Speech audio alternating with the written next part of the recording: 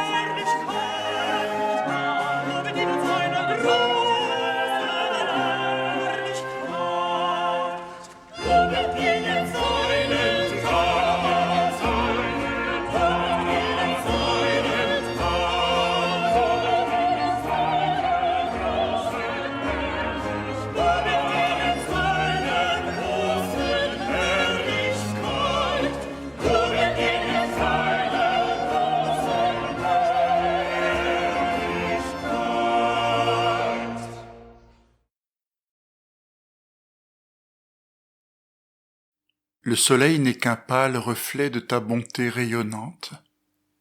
Nous te rendons grâce pour cet astre qui nous réchauffe, qui fait germer et mûrir nos champs. Ta rosée irrigue la sécheresse de nos terres humaines et y fait fleurir l'amitié. Nous te rendons grâce pour la fraîcheur de cette brume vitale qui donne toute sa beauté aux fleurs des champs. La pluie accueillie avec frémissement par le sol craquelé en temps de sécheresse est symbole de fête. Nous te rendons grâce pour l'eau qui arrose nos champs et les recouvre d'un vert tendre, pâturage fécond où se nourrissent les bêtes des champs, où s'inspirent des artistes et se ressourcent nos regards pleins de reconnaissance. Le rythme de la terre, le cycle des saisons, la danse des étoiles, les marées du grand large, tu as tout mis en mouvement afin que coule en nous la vie. Louange et gloire à toi, Seigneur.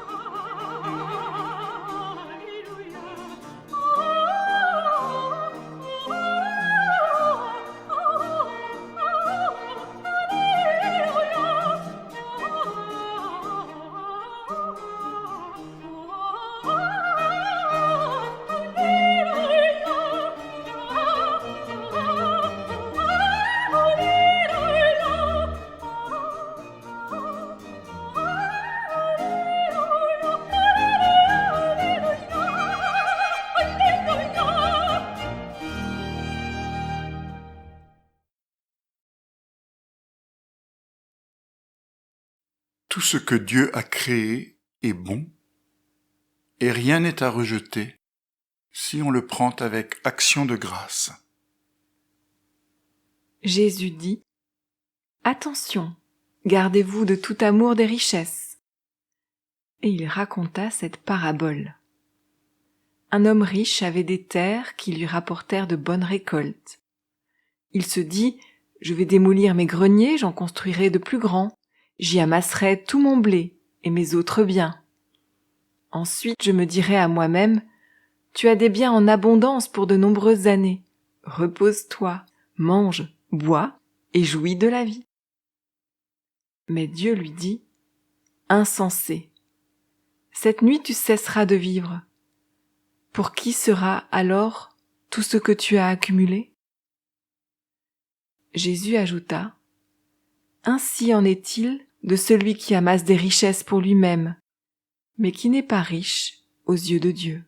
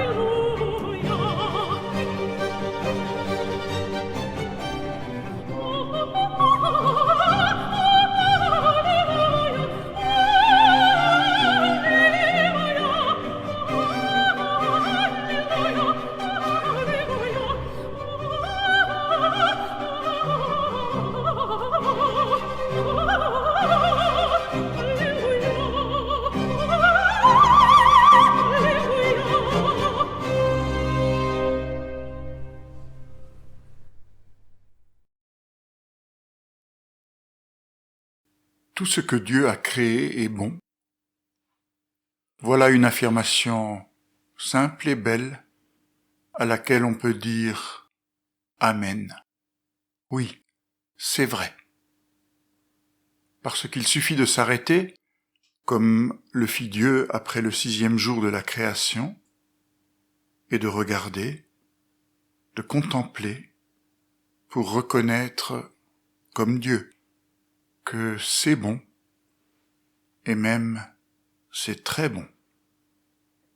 En même temps, cette parole de l'apôtre, tout ce que Dieu a créé est bon, lève peut-être aussi en nous de l'interrogation, de la résistance, peut-être même de la révolte.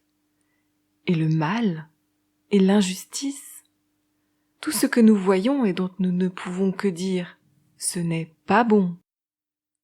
Qu'en est-il ? Pour cheminer avec la question, je propose de voir la fête des récoltes comme une invitation au sabbat.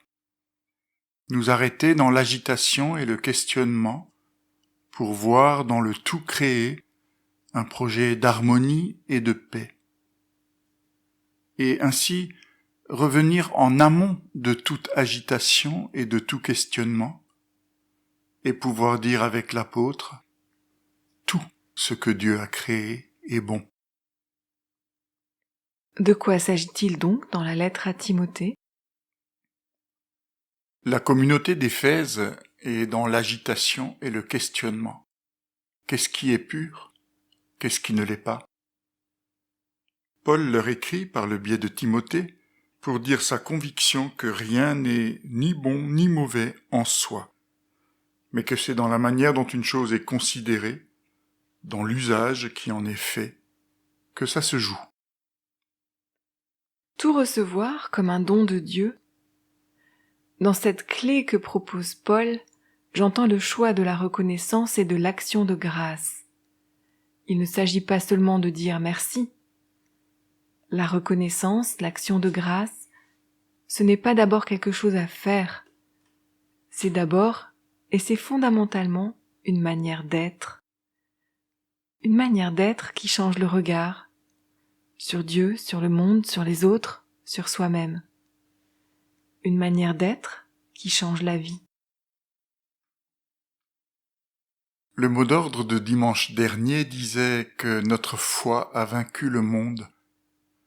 Certains chrétiens s'appuient sur ce genre de paroles pour se retirer du monde et, d'une certaine manière, au nom de leur foi, ne pas aimer la vie. Et ils sont confortés dans ce choix par Jésus, par exemple quand il dit dans la mini-parabole du grain de blé que celui qui aime sa vie la perd. Ces chrétiens gardent leur distance, ne laissent pas la vie s'approcher trop près, surtout quand elle pourrait leur faire envie. Leur posture, c'est main tendue, en opposition, en signe de refus, de peur. Il y a, à l'exact opposé, la saisir, la croquer à pleines dents, la prendre pour soi, et surtout n'en rien lâcher. Comme le jeune homme riche dans notre récit d'évangile, main fermée, crispée, par la peur de ne pas en avoir assez, par boulimie. N'est-ce pas cette manière de vivre où l'immédiat prend le pas sur la dynamique, où prendre précède toujours recevoir? N'est-ce pas cette manière de vivre que Jésus appelle aimer la vie et qui conduit à la perdre? Mais pas comme une menace où il dirait « Ah, c'est ainsi que vous vivez ? Eh bien, pour vous punir, vous perdrez votre vie. » J'entends plutôt Jésus dire « Vous voulez vivre comme ça ? Soit, mais c'est insensé. En aimant la vie de cette manière, vous l'avez déjà perdue, parce que vivre ainsi vous coupera les uns des autres. Cela vous isolera. Et être seul, c'est être mort. » Entre aimer la vie mais de loin et l'aimer à point fermé, il doit donc y avoir une troisième voie, non ? Oui. Entre la peur et le désir, entre le refus et le rapt, entre l'anorexie et la boulimie, il y a recevoir. Recevoir la vie comme un don et la tenir à bout de bras dans une main ouverte. Parce que nous la recevons, mais elle n'est pas notre bien. Elle nous est donnée, mais elle ne nous appartient pas. C'est de cette vie que parle Jésus en disant que c'est celle à laquelle on ne s'attache pas, celle qu'on ne va pas aimer plus que Dieu, plus que les autres, plus que soi-même. Et cette vie-là, promet Jésus, nous la garderons pour la vie éternelle. Mais pas comme la carotte pour nous faire avancer en disant « c'est ainsi que vous vivez ». Eh bien, pour vous récompenser, vous recevrez la vie éternelle. J'entends plutôt Jésus dire « vous vivez ainsi », ou du moins c'est ainsi que vous voulez ou essayez de vivre. Eh bien, ainsi vécue, la vie a une dimension qui dépasse celle de votre existence et ses limites, parce qu'elle inclut les autres, elle crée entre vous du lien, et elle fait une place à celui qui vous donne la vie.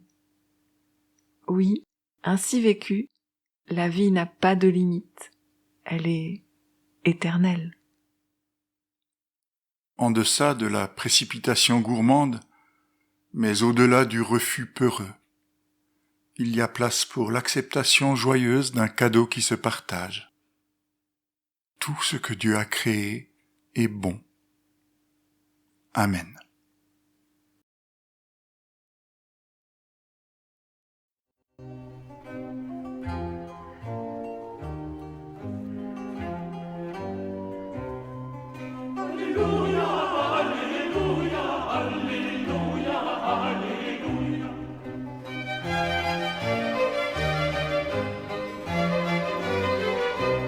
Amen.